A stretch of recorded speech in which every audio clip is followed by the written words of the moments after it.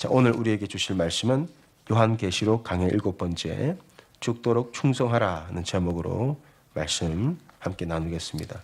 요한계시록 2장 8절에서 11절까지 말씀입니다.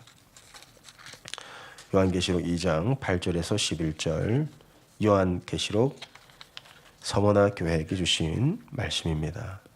계시록 2장 8절에서 11절 제가 읽습니다. 서머나 교회의 사자에게 편지하라. 처음이며 마지막이요 죽었다가 살아나신 이가 이르시되 내가 내 환난과 궁핍을 알거니와 실상은 네가 부요한 자니라. 자칭 유대인이라 하는 자들의 비방도 알거니와 실상은 유대인이 아니요 사탄의 회당이라. 너는 장차 받을 고난을 두려워하지 말라. 볼지어다 마귀가 장차 너희 가운데에서 몇 사람을 옥에 던져 시험을 받게 하리니 너희가 10일 동안 환난을 받으리라. 네가 죽도록 충성하라. 그리하면 내가 생명의 관을 내게 주리라. 귀 있는 자는 성령이 교회들에게 하시는 말씀을 들을지어다. 이기는 자는 둘째 사망의 해를 받지 아니하리라. 아멘. 여러분 아마 삼성의 창업자가 되시는 이병철 회장을 아실 겁니다. 이분이 폐암으로 이렇게 생을 마감하게 되었는데 이분이 돌아가시기 전에 한 신부님에게 편지를 썼습니다. 그 편지는 신에게 묻는 질문이라는 제목이에요. 그래서 24가지의 질문을 던집니다. 과연 신은 있는가?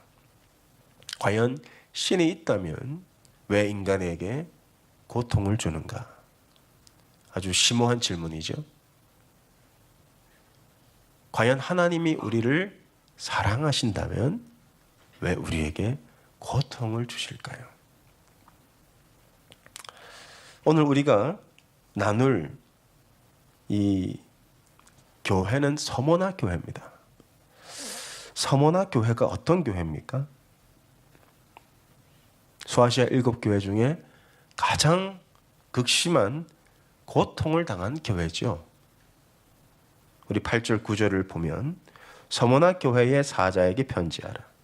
처음이요 마지막이요 죽었다가 살아나신 이가 이르시되 내가 네 환난과 궁핍을 알거니와. 우리 주님은 서머나 교회의 환난과 궁핍을 모른 채 하지 않으십니다. 알고 계신다고 하셨어요. 당시 서머나 교회가 어떤 환난을 겪었을까요? 안으로는 유대인들의 핍박을 받았습니다. 9절 말씀을 이어보면 내가 네 환난과 궁핍을 알거니와 실상은 네가 부요한 자니라.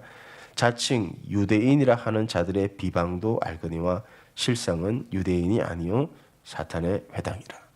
유대인들이 예수님을 십자가에 못 박았어요. 그리고 예수님을 따르는 제자들도 다 잡아다가 옥에 가두고 죽이고 거기 앞장섰던 사람이 바로 사도 바울이죠. 밖으로는 로마인들의 핍박을 받았습니다.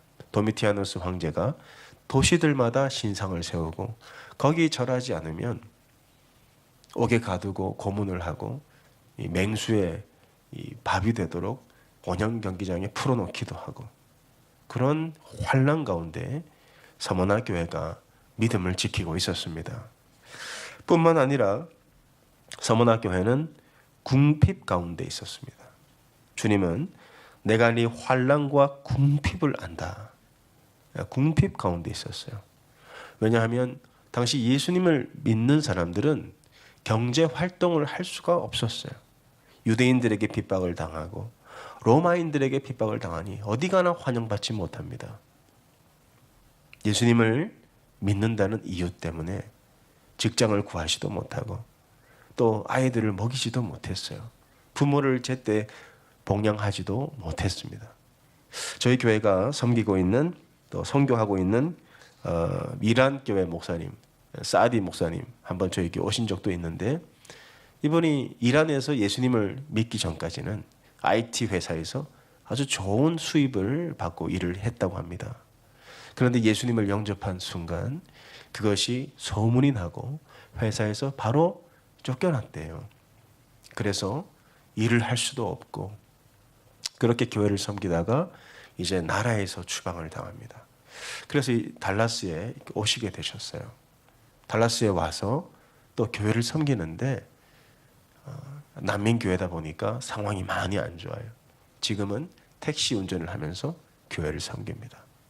이렇게 예수님을 믿음으로 환난과 핍박을 받고 궁핍 가운데 있는 사람들이 분명히 있다는 거예요.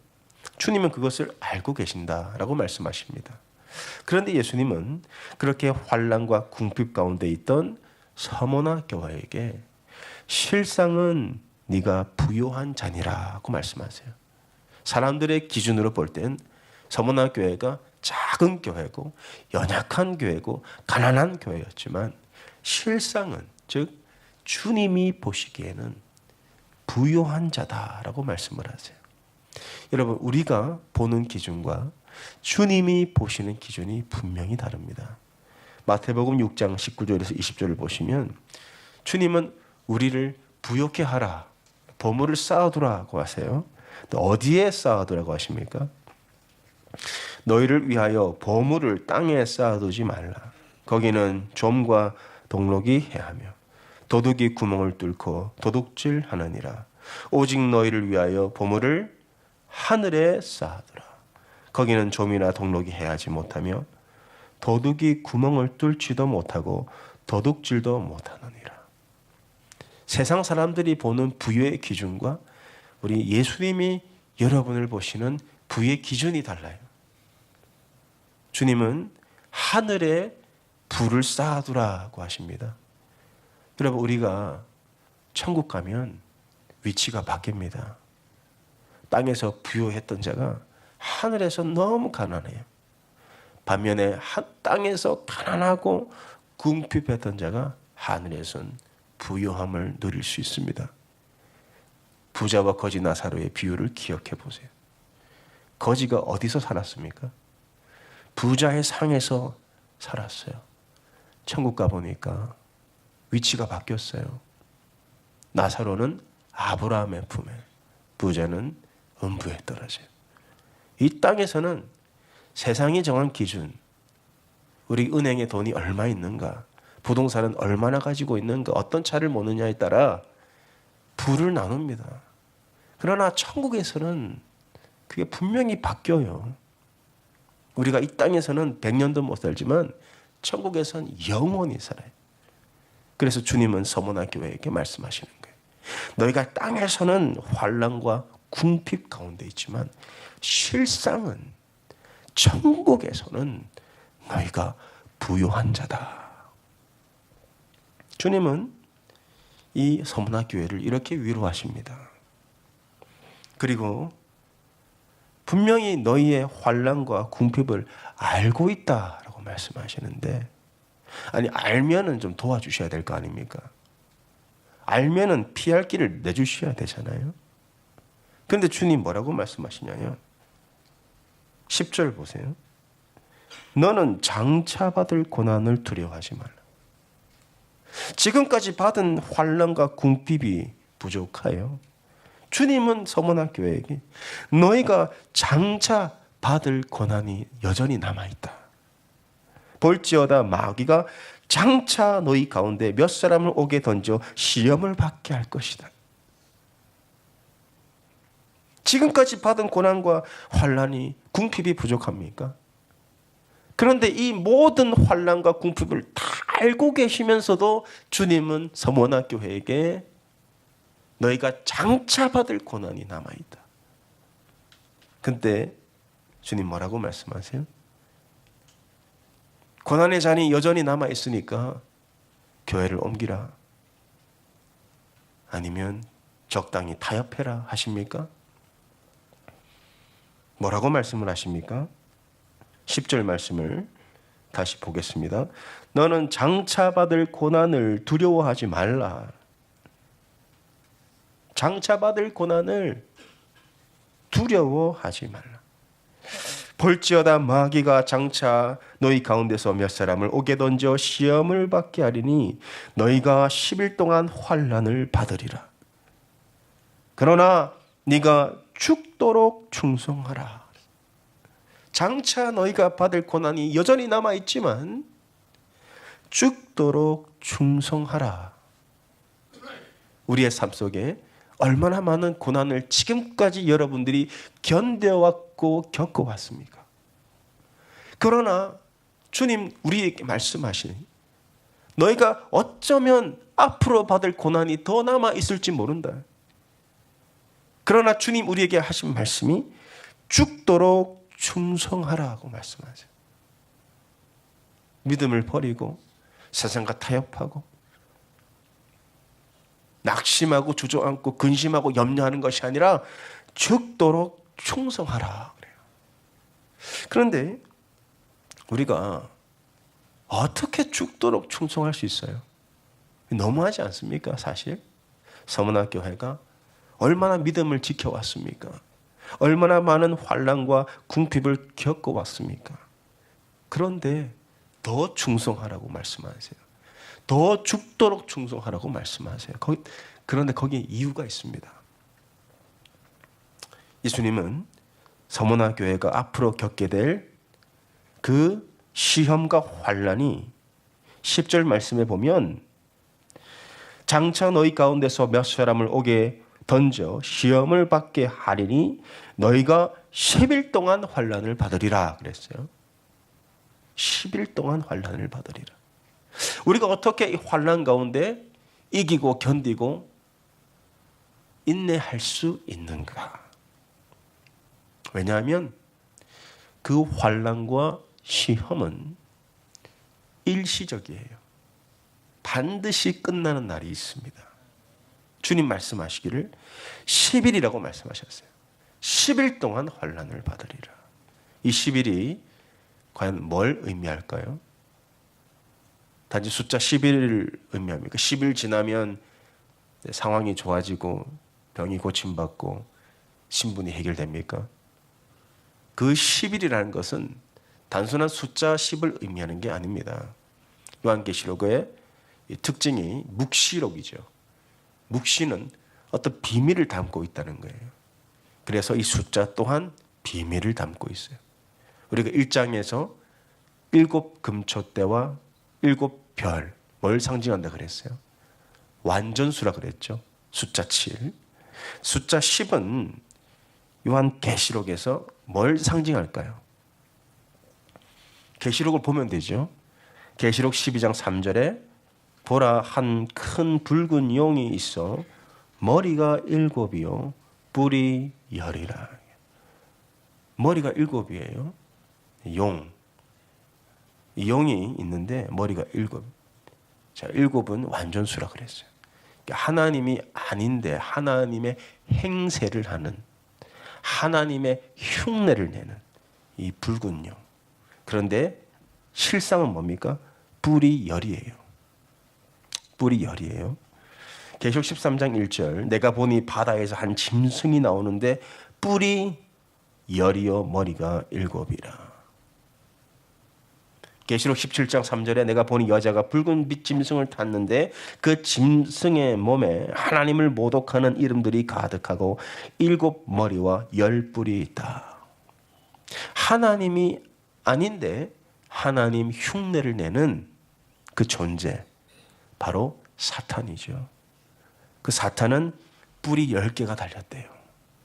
그리고 그 사탄의 대리인, 사탄의 종, 사탄의 하수인이 바로 계시록에서 누구를 상징하냐? 로마 교황이에요.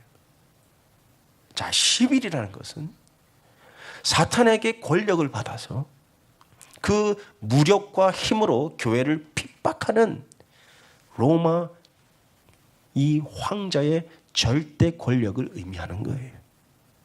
그런데 여러분 기억하셔야 될 게 있습니다. 주님이 너희가 받을 환난이 아무리 길어도 10일이라는 거예요. 즉 너희가 받을 환난, 너희가 받을 고난은 반드시 끝나는 날이 있다. 10일을 넘어서지 못한다는 거예요.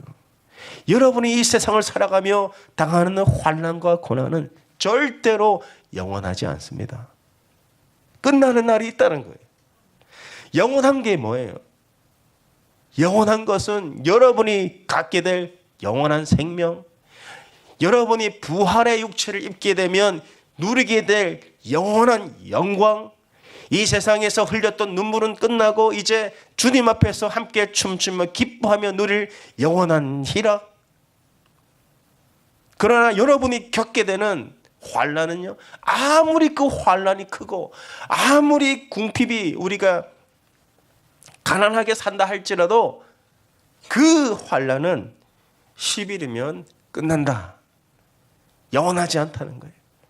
반드시 끝나는 날이 있다. 뿐만 아니라 이 10일은 뭘 의미하는 거예요? 아무리 사탄이 세상의 권력을 다 가지고 있다 할지라도 제한된 고난밖에 없다는 거예요.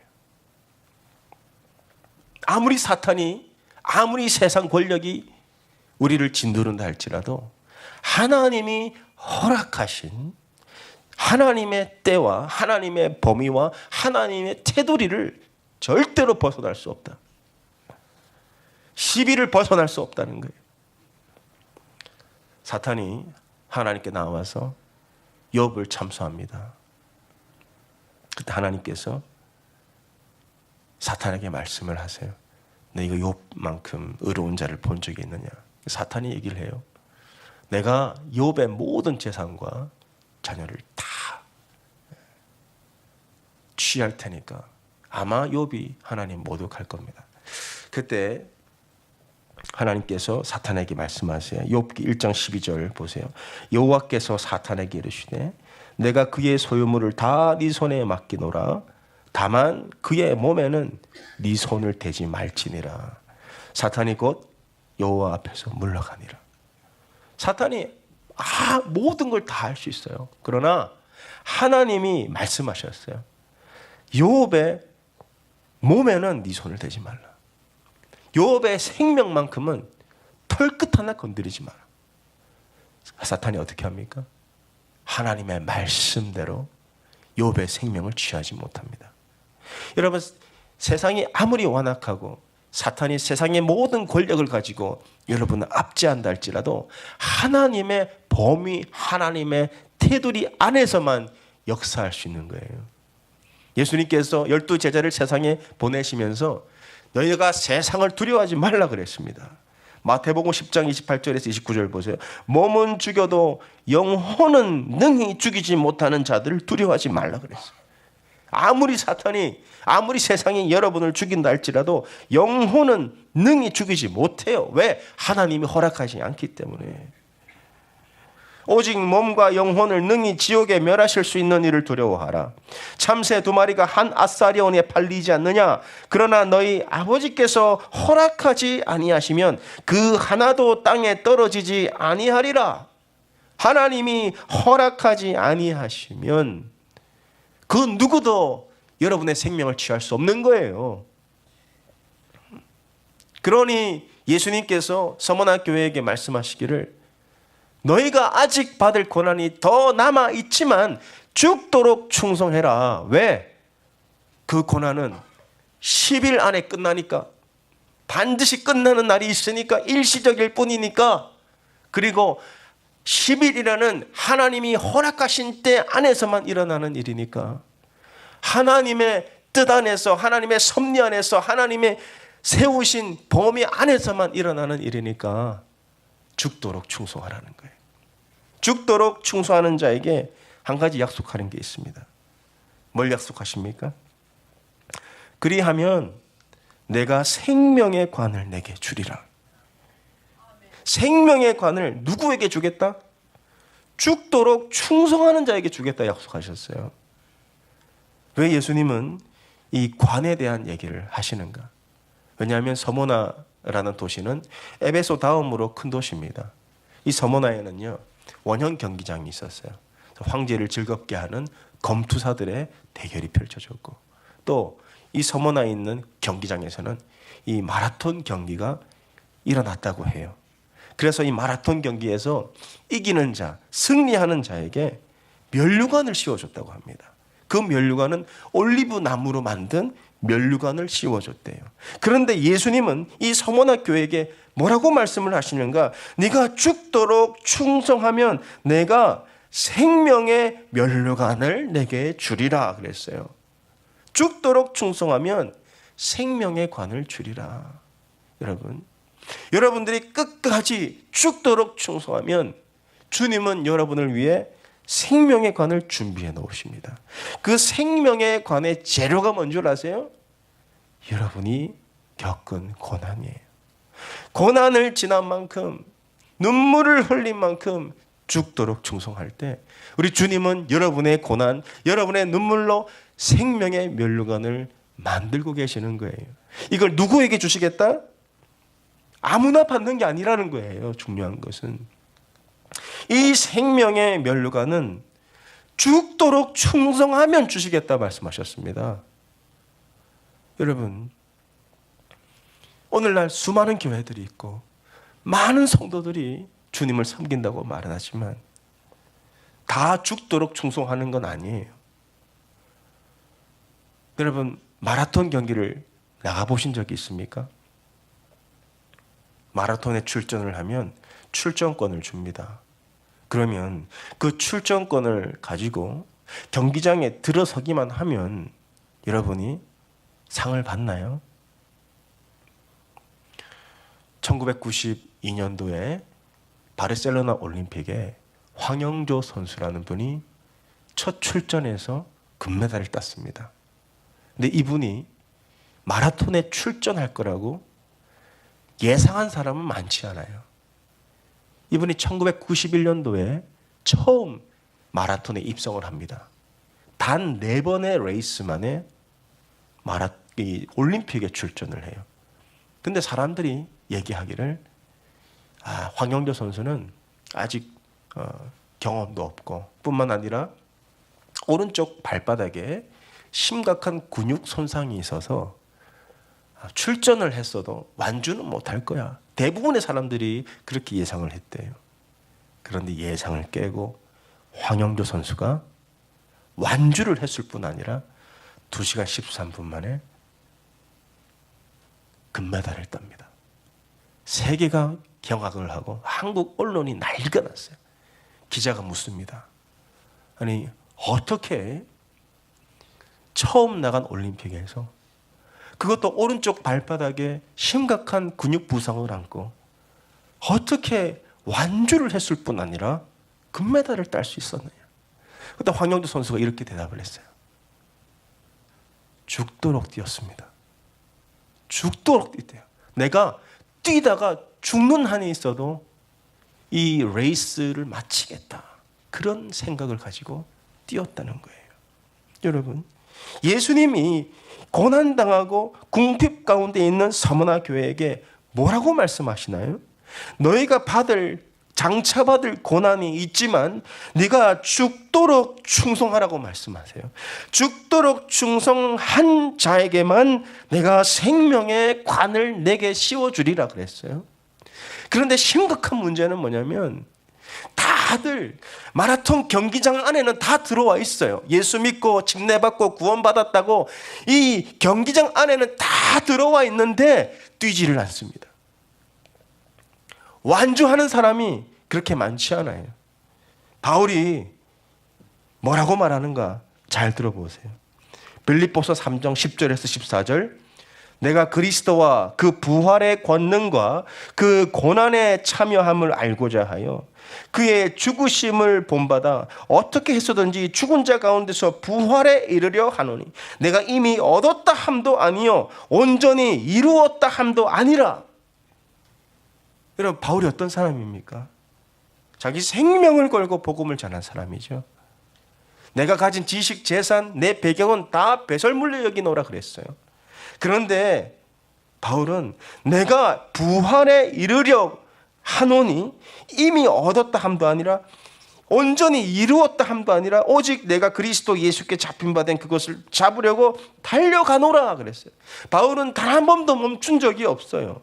형제들아, 나는 아직 내가 잡은 줄로 여기지 아니하고 오직 한 일, 즉 뒤에 있는 것은 잊어버리고 앞에 있는 것을 잡으려고 표대를 향하여 그리스도 예수 안에서 하나님이 위에서 부르신 부름의 상을 위하여 달려가노라 그랬어요. 여러분, 경기장 안에 들어왔다고 해서 저절로 결승점 통과하는 거 아닙니다. 달려가셔야 되는 거예요. 죽도록 충성해야 면류관을 받는다고 말씀하고 있어요. 근데 지금은 다 교회들이 경기장 안으로 사람들을 불러놓기는 하는데 뛰게는 하지 않습니다. 달려야 돼요. 주를 위해서 죽도록 충성하는 자가 생명의 면류관을 받는다는 거예요. 어떤 면류관? 생명의 면류관이에요.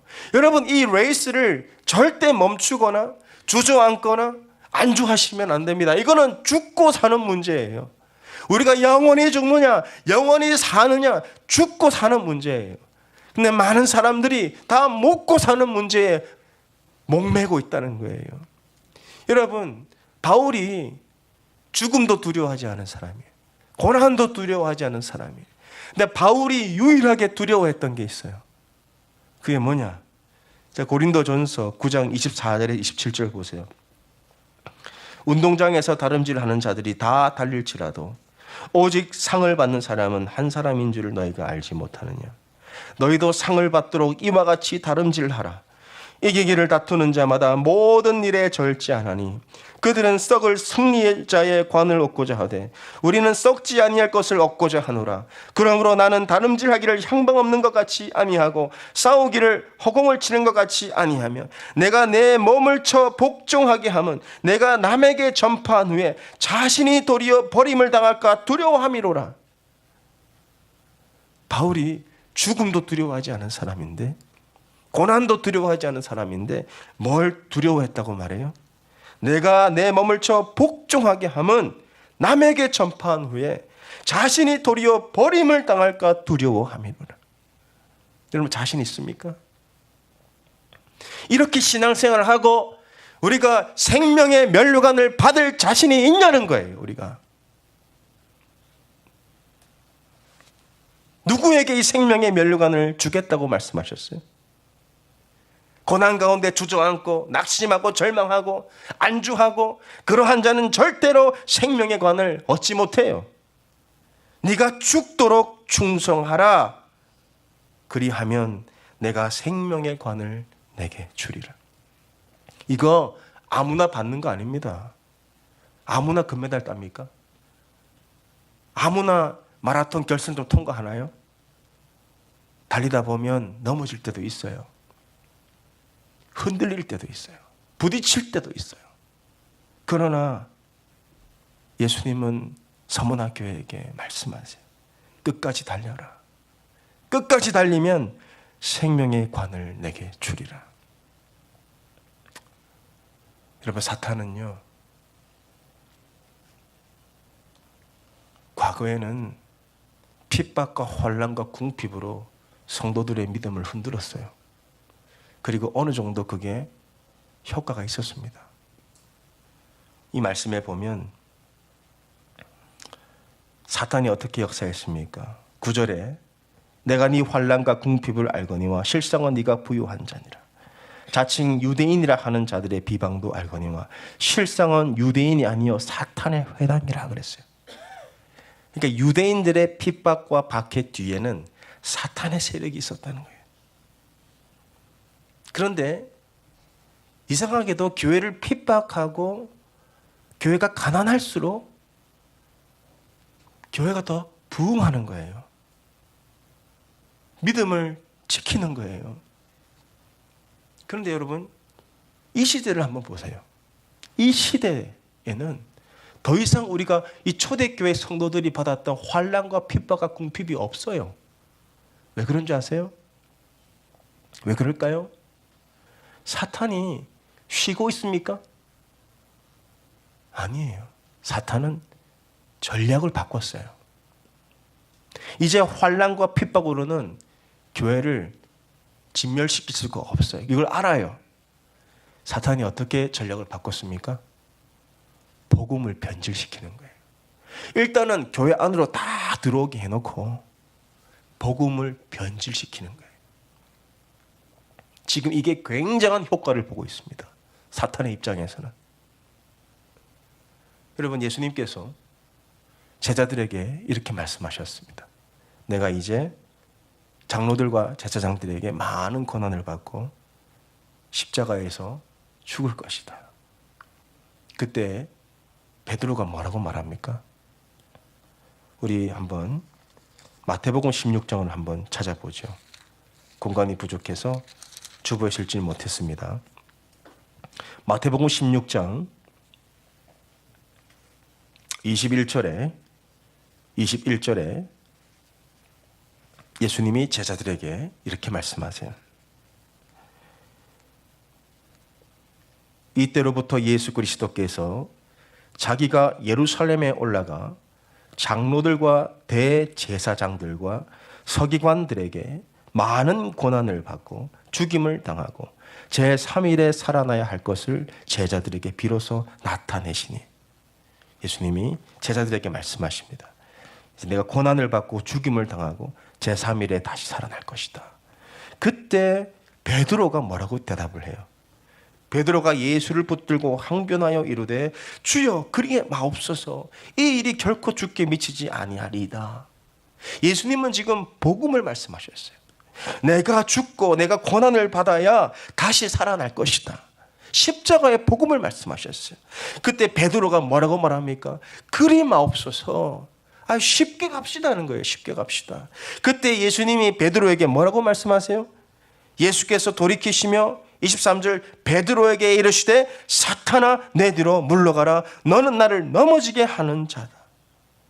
이게 사탄의 계략이라는 거예요. 베드로가 누굽니까? 예수님과 3년 동안 공생애를 함께 했잖아요. 그런데 예수님은 그 베드로에게 사탄아라고 말씀하고 있어요. 왜 그렇습니까? 예수님은 지금 십자가의 죽음과 부활을 말하고 있는데 베드로는 그리 마옵소서, 이 복음을 변질시킵니다. 지금 사탄이 이렇게 역사하고 있어요. 복음을 변질시켜요. 사람들을 많이 모아놓고는 잘하고 있습니다. 그렇게 하시면 됩니다. 여러분 다 천국에서 봅시다. 예수님이 뭐라고 말씀하십니까? 마태복음 16장 24절에 예수님은 제자들에게 이렇게 말씀하셨어요. 이에 예수께서 제자들에게 이르시되 누구든지 나를 따라오려거든 자기를 부인하고 자기 십자가를 지고 나를 따를 것임이니라. 누구든지 나를 따라오려거든, 그 길 끝엔 생명의 멸관이 있는 거예요. 그러기 위해서는 자기를 부인하고 자기 십자가를 지고 나를 따라야 한다. 가만히 있는다고 생명의 멸관을 얻는 게 아니에요. 자기를 부인하고 자기 십자가를 지고, 십자가는 뭘 의미하는 거예요? 죽음의 형틀이죠. 내가 나를 부인하고 예수 그리스도를 따라가야 그 생명의 멸관을 얻는다는 거예요. 그래서 25절에 누구든지 제 목숨을 구원코자 하면 잃을 것이요 누구든지 나를 위하여 제 목숨을 잃으면 찾으리라. 살고자 하면 죽고 죽고자 하면 산다. 그 죽음의 길을 가라, 생명의 길을 가라. 그리하면 너희가 구원을 얻을 것이다 라고 말씀하고 있는 겁니다. 우리가 이 구원의 마라톤, 여러분 경기장 안에 들어왔다고 다 완주하는 거 아니에요. 디모데전서에 보면 바울이 이렇게 얘기를 해요. 1장 18절에서 이하로 보면 아들 디모데야, 내가 내게 이 교훈으로 명하노니 전에 너를 지도한 예언을 따라 그것으로 선한 싸움을 싸우며 믿음과 착한 양심을 가지라. 어떤 이들은 이 양심을 버렸고 그 믿음에 관하여는 파선하였느니라. 믿음에 관하여 파선한 사람들이 있다는 거예요.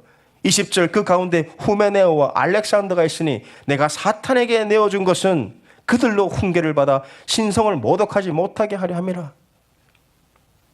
출발은 했지만 완주하지 못하는 자들이 분명히 있다는 겁니다.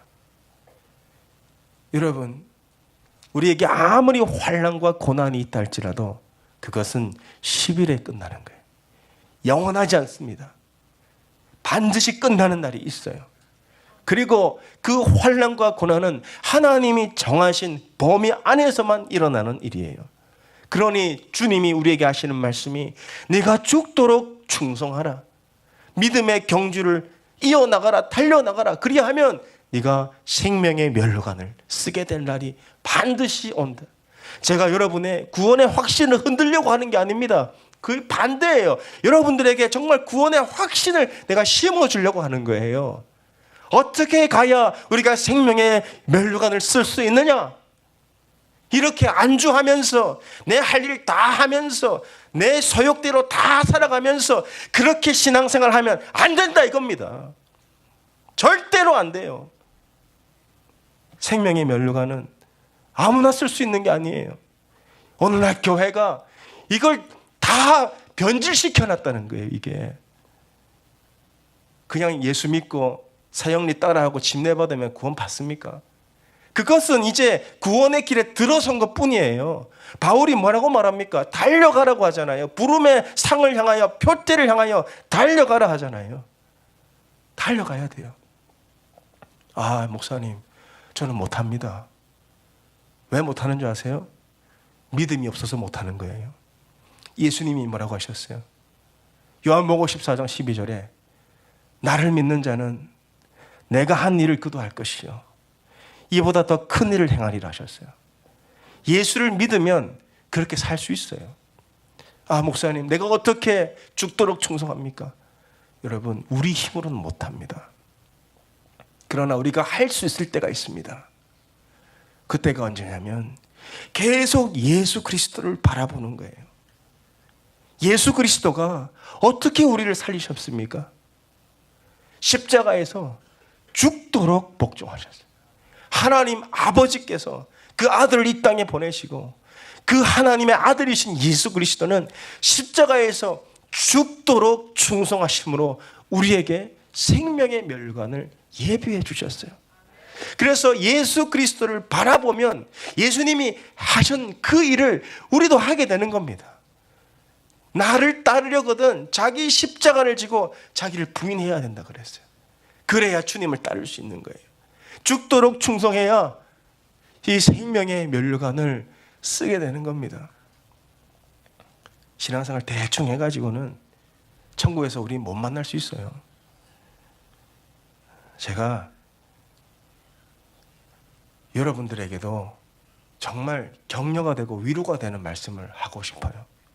그러나 저는 성경대로 할 수밖에 없어요. 서문학 교회에게 하신 말씀 뭡니까? 제일 신실한 교회잖아요. 제일 연약한 교회였고 제일 환난과 궁핍 가운데 있었던 교회인데 내가 네 환난을 끝내주겠다고 하지 않으십니다. 끝까지 달려라고 말씀하세요. 여러분, 주님이 여러분의 환난과 궁핍을 다 알고 계세요. 그러나 주님이 여러분들에게 정말 원하시는 것은 끝까지 달려라. 죽도록 충성하라. 생명의 면류관 얻을 때까지 죽도록 충성하라. 우리가 이제 이번 주가 지나고 한 주가 더 지나면 고난주간을 맞이합니다. 그 고난주간에 여러분, 우리가 어떻게 그 고난주간을 지나야 되겠습니까? 우리 주님은 우리를 위해서 십자가에서 죽기까지 고난당하셨는데 한 주 정도 우리가 주님을 위해서 복종하기 그게 어렵습니까? 그래서 우리가 한 주 동안은 다 함께 모여서 함께 예배드리고 함께 기도하자는 거예요.